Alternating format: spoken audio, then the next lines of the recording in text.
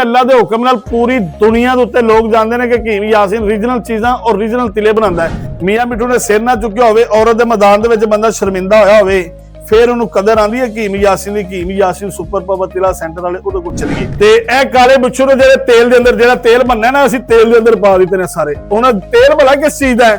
बच्चा नहीं होंदा, बच्चा टका ਉਹਦੇ ਨਫਸ ਦੇ ਵਿੱਚੋਂ ਦਾ ਜ਼ੋਹਰ ਕੱਢਿਆ। ਕਾਲੇ ਭੂੰਡ ਲੈ ਕੇ ਰੱਖੇ ਨੂੰ ਮੈਨੂੰ 8 ਮਹੀਨੇ ਹੋ ਗਏ ਨੇ, ਮੈਂ ਬੋਤਲ 'ਚ ਪਾ ਕੇ ਰੱਖੇ ਨੇ। ਇਸ ਟਾਈਮ ਇੱਕ ਜਾਨ ਹੋ ਗਏ, ਬਿਲਕੁਲ ਗਲ ਕੇ ਖਤਮ ਹੋ ਗਏ ਨੇ ਔਰ ਉਹਨਾਂ ਦਾ ਤੇਲ ਬਣ ਚੁੱਕਿਆ ਹੈ। ਉਹਦਾ ਤੇਲ ਇਹਦੇ ਅੰਦਰ ਵੀ ਮੈਂ ਪਾਣਾ ਹੈ।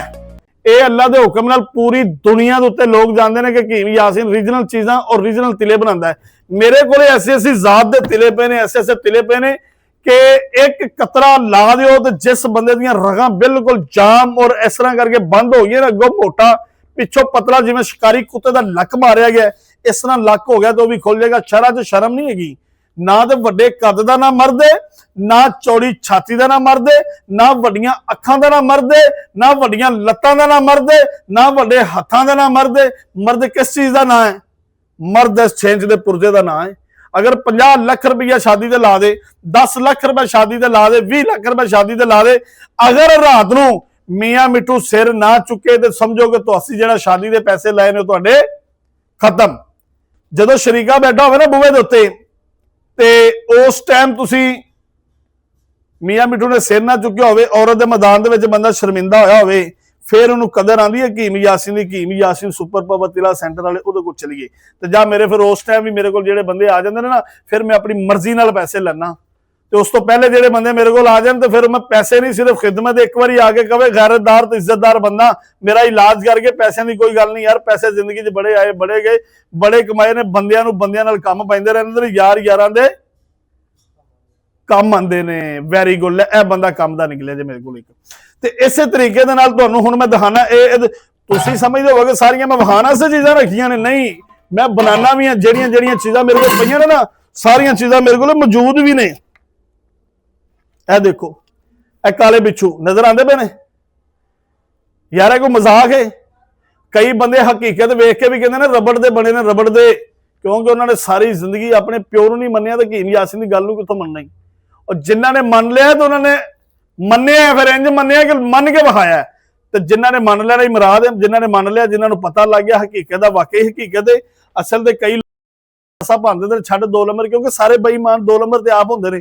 ईमानदार गैरतमंद इज्जतदार बंदे नूं सारे इज्जतदार नजर आएंगे, बेईमान नूं सारे बेईमान नजर आएंगे। जिवें साडा कुरान फरमांदा, जिन्हें घट तोलिया, घट नापिया, मिलावट की, बेईमानी की, धोखा किया, वो साडे विचों नहीं। ते हकीम यासीन भी धोखा नहीं करता। लै ए काले बिच्छुआं दी जरा बाल्टी रख के ना अगे, कैमरामैन मेरा जरा तसल्ली नाल सारे बिच्छू विखा दे। ये ना कह लोकी के पता नहीं फेक ने, ए भी दिखा दे। ए कोई बिच्छू सस्ते मिलते हैं? ए सन्यासी हकीम काम करते हैं। हकीम यासीन सन्यासी नुस्खे बनाता अल्लाह के हुक्म नाल। ए जरा विखाओ जरा नजदीक करके, ए ही नुस्खे असल। ते ए काले बिच्छू ने जेहड़े तेल दे अंदर जेहड़ा तेल बनना ना, असीं तेल दे अंदर पा दित्ते ने सारे। उन्हां तेल भला किस चीज़ दा है? बच्चा नहीं होंदा, बच्चा टका ਉਹਦੇ ਨਫਸ ਦੇ ਵਿੱਚੋਂ ਦਾ ਜ਼ੋਹਰ ਕੱਢਿਆ। जोका नहीं होंदियां, जोकां दा भी जोहर कढ़िया। सप नहीं काला नाग, इहदा पीता लैके ਉਹਦਾ जोहर ਇਹਦੇ ਵਿੱਚ ਪਾਇਆ ਵੇ। ਇਹ ਜਿਹੜੇ ਮੇਰੇ ਕੋਲ ਰਿਛ ਦੇ ਮਗਰਮੱਛ ਦੀ ਸ਼ੇਰ ਦੀ ਚਰਬੀ ਪਈ ਨਾ, ਸ਼ੇਰ ਦੀਆਂ ਚਰਬੀਆਂ ਪਾਈਆਂ ਨੇ। ਇਹ ਹੁਣ ਕਈ ਲੋਕ ਜਿਹੜੇ ਸਵਾਲ ਕਰਦੇ ਸੀ ਨਾ ਹਕੀਮ ਸਾਹਿਬ ਇੰਨੀਆਂ ਪੁਰਾਣੀਆਂ ਚਰਬੀਆਂ ਕਿਉਂ ਨੇ? ਇਹ ਪੁਰਾਣੀਆਂ ਚਰਬੀਆਂ, ਮੈਂ ਇੱਕ ਕਾਲੇ ਭੂਣ ਨੇ, ਕਾਲੇ ਭੂਣ ਪਤਾ ਨਾ ਮੋਟੇ ਮੋਟੇ ਹੁੰਦੇ ਨੇ, ਮੈਂ ਉਹ ਕਾਲੇ ਭੂਣ ਲੈ ਕੇ ਰੱਖੇ ਨੂੰ ਮੈਨੂੰ 8 ਮਹੀਨੇ ਹੋ ਗਏ ਨੇ, ਮੈਂ ਬੋਤਲ 'ਚ ਪਾ ਕੇ ਰੱਖੇ। ਇਸ ਟਾਈਮ ਇੱਕ ਜਾਨ ਹੋ ਗਏ, ਬਿਲਕੁਲ ਗਲ ਕੇ ਖਤਮ ਹੋ ਗਏ ਨੇ ਔਰ ਉਹਨਾਂ ਦਾ ਤੇਲ ਬਣ ਚੁੱਕਿਆ। ਉਹਦਾ ਤੇਲ ਇਹਦੇ ਅੰਦਰ ਵੀ ਮੈਂ ਪਾਣਾ ਹੈ।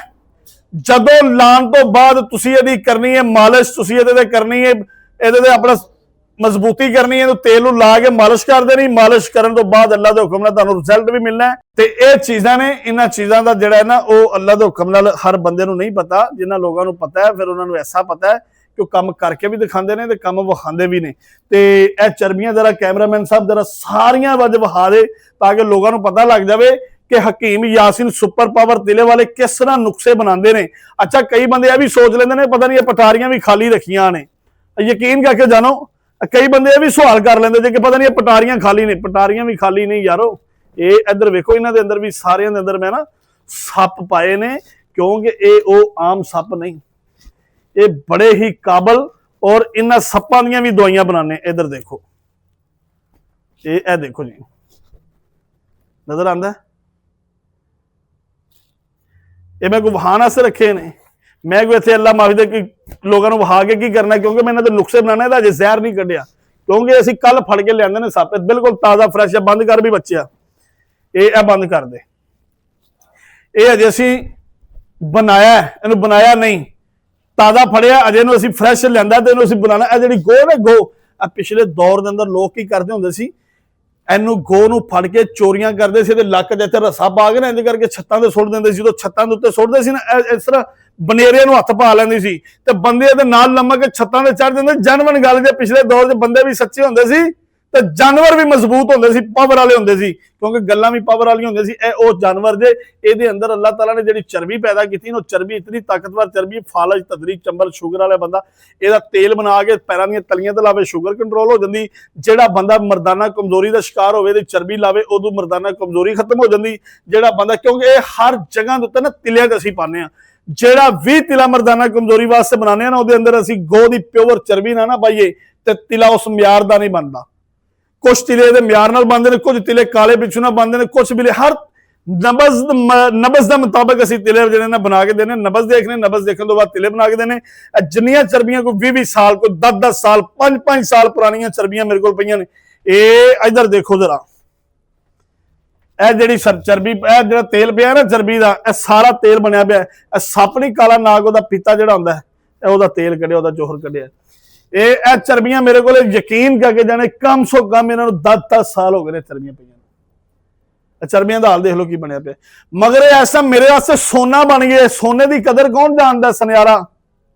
ਦੂਸਰੇ ਆਮ ਬੰਦੇ ਨੂੰ ਤਾਂ ਨਹੀਂ ਪਤਾ। ਮੈਂ ਹੀਰਾ ਦਿਖਾਇਆ, ਜਿਹੜਾ ਬੰਦਾ ਇਸ ਹੀਰੇ ਨੂੰ, ਇੱਧਰ ਦੇਖੋ, ਇਹ ਹੀਰਾ, ਜਿਹੜਾ ਬੰਦਾ ਤੇ ਇਸ ਹੀਰੇ ਦੇ ਬਾਰੇ ਹੋਇਆ ਜਾਣਦਾ, ਉਹ ਤੇ ਜੁਗ ਜੁਗ ਵਸੇ, ਉਹ ਤੇ ਕਰੇਗਾ ਫੋਨ, ਹਕੀਮ ਯਾਸੀਨ ਕਿਆ ਬਾਤ ਹੈ, ਤੇਰੇ ਤੋਂ ਕੁਰਬਾਨ ਜਾਵਾਂ, ਹੀਰਾ ਇੰਨਾ ਵੱਡਾ ਪੈਦਾ ਕਰ ਲਿਆ।